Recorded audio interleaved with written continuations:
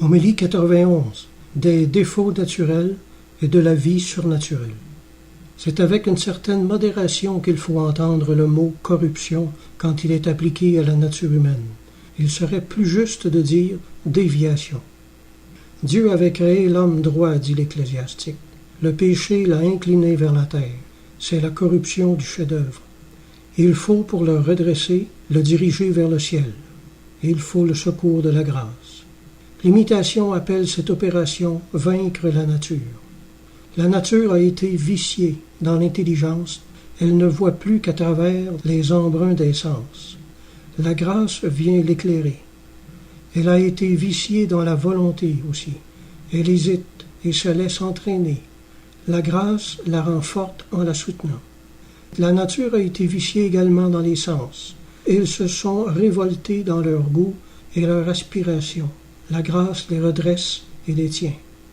Il importe en effet de bien remarquer que les œuvres des sens ne sont pas mauvaises en elles-mêmes, comme l'ont cru quelques philosophes.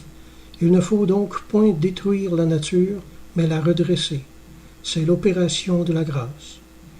Les œuvres alors acquerront une double valeur pour la terre et pour le ciel.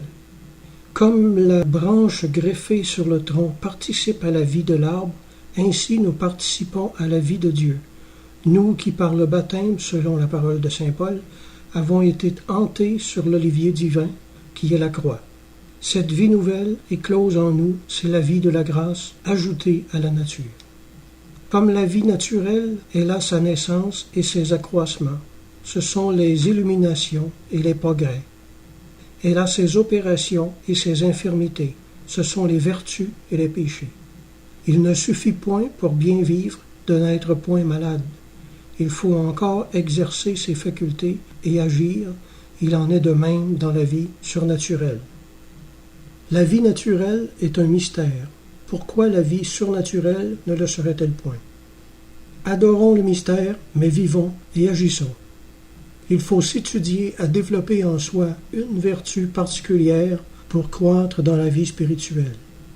C'est la grâce qui donne à l'homme ce dont il a le plus besoin, la lumière et la force.